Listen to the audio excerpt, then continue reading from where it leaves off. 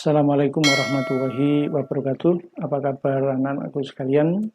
Tetap sehat di rumah kalian masing-masing ya. Kali ini kita masih melanjutkan bahasan di bab yang kedua tentang pembukaan Undang-Undang Dasar Negara Republik Indonesia tahun 1945. Hari ini kita masuk ke pertemuan yang ketiga.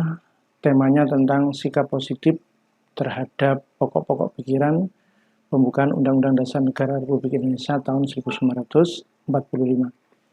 Anak-anak sekalian, sebelum kita membahas tentang sikap positif terhadap pokok-pokok pikiran pembukaan Undang-Undang Dasar Negara Republik Indonesia tahun 1945, ada baiknya kita flashback materi yang telah kita pelajari. Jadi waktu pertemuan pertama kita membahas makna alinea pembukaan dari alinea 1, alinea 2, alinea 3, alinea 4 sudah kita bahas. Kemudian pada pertemuan yang kedua, kita membahas mengenai hakikat dari pokok-pokok pikiran pembukaan Undang-Undang Dasar Negara Republik Indonesia tahun 1945. Nah, secara sepintas, penjelasan kita kemarin disampaikan bahwa pada hakikatnya, pokok-pokok pikiran pembukaan Undang-Undang Dasar Negara RI tahun 1945 ini menggambarkan suasana kebatinan dari Undang-Undang Dasar Negara Republik Indonesia tahun 1945. Di samping itu, pokok-pokok pikiran ini untuk mewujudkan cita-cita hukum yang melandasi baik hukum dasar negara yang tertulis maupun hukum dasar negara yang tidak tertulis. Itu mengenai hakikat dari pokok-pokok pikiran pembukaan Undang-Undang Dasar Negara RI tahun 1945. Kemarin sudah saya sampaikan bahwa pembukaan Undang-Undang Dasar Negara Republik Indonesia mengandung 4 pokok pikiran. Pokok pikirannya itu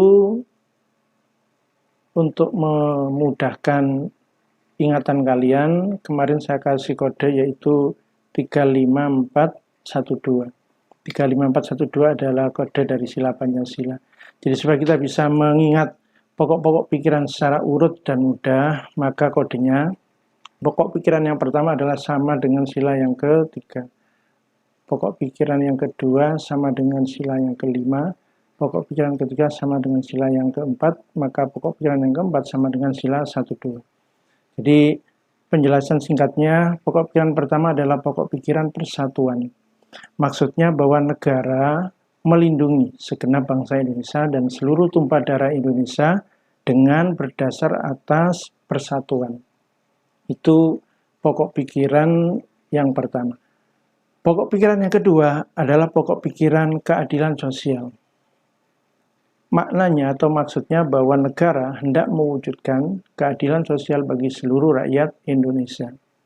Kemudian pokok pikiran yang ketiga adalah kedaulatan rakyat. Artinya bahwa negara yang berkedaulatan rakyat berdasarkan atas kerakyatan dan permusyawaratan perwakilan. Sedangkan untuk pokok pikiran yang terakhir adalah pokok pikiran ketuhanan menurut dasar kemanusiaan yang adil dan beradab. Maksudnya bahwa negara berdasarkan atas ketuhanan yang Maha Esa menurut dasar kemanusiaan yang adil dan beradab.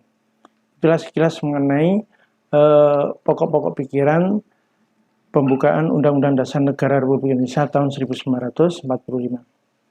Nah, pokok-pokok pikiran pembukaan Undang-Undang Dasar Negara RI tahun 1945 ini memiliki arti yang sangat penting bagi kehidupan berbangsa dan bernegara di Indonesia. Kenapa? Paling tidak yang pertama, bahwa pokok-pokok pikiran pembukaan Undang-Undang Dasar Negara Republik Indonesia tahun 1945 ini merupakan pancaran atau penjabaran dari nilai-nilai Pancasila. Jadi Pancasila itu kan ideologi negara kita, dasar negara kita, pandangan hidup bangsa Indonesia.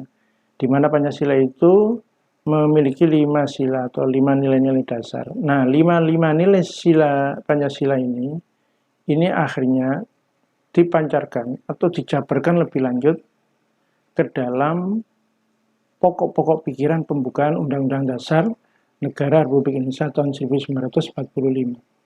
Berarti nyambungnya ini dari Pancasila, ini memancar ke pembukaan Undang-Undang Dasar Negara RI tahun 1945.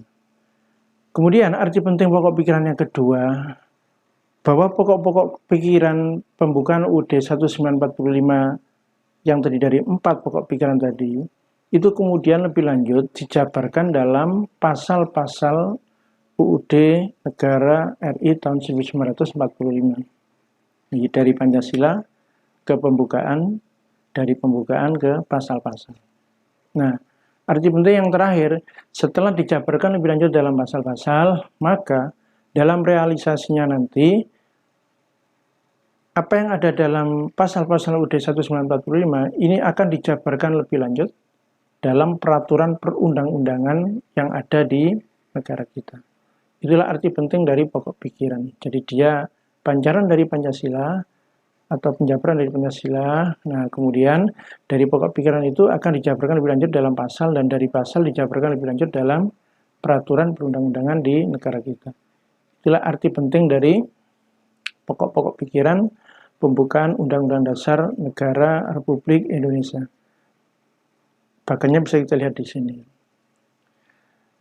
Nah, sekarang kita masuk ke tema bahasan utama kali ini. Jadi kita akan berbicara mengenai sikap positif terhadap pokok-pokok pikiran dalam pembukaan UUD Negara RI tahun 1945.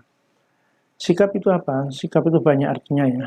Ada yang mengartikan dengan perilaku, ada yang mengatakan sikap itu pendapat, ada yang mengatakan keyakinan terhadap suatu hal.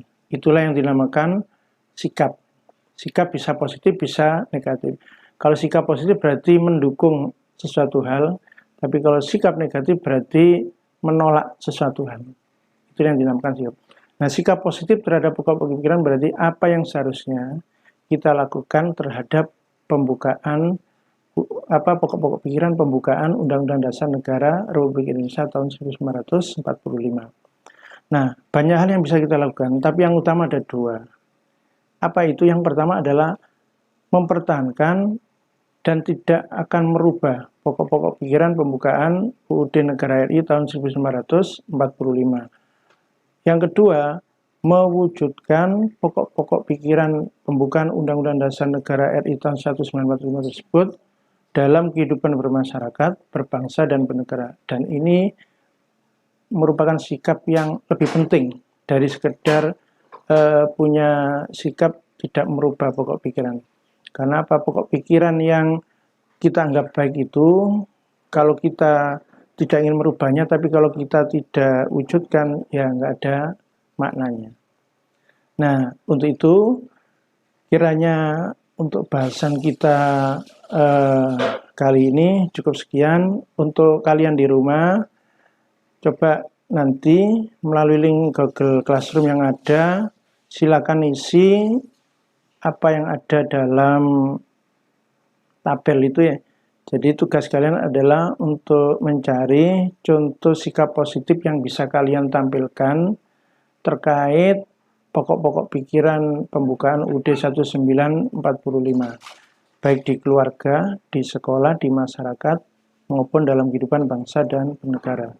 Sebagai contoh misalnya, pokok pikiran persatuan, sikap positif apa yang bisa kita tampilkan? Misalnya kalau di lingkungan keluarga berarti selalu membantu ibu saat dibutuhkan di dapur misalnya, atau membantu adik yang mengerjakan tugas. Kalau yang di lingkungan sekolah misalnya bersama-sama teman sekelas mengerjakan tugas piket. Kemudian kalau di lingkungan masyarakat misalnya aktif dalam kegiatan kerja bakti.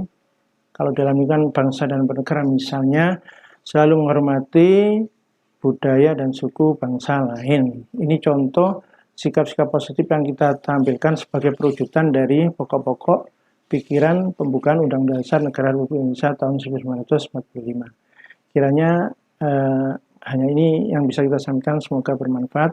Saya akhiri. Assalamualaikum warahmatullahi wabarakatuh.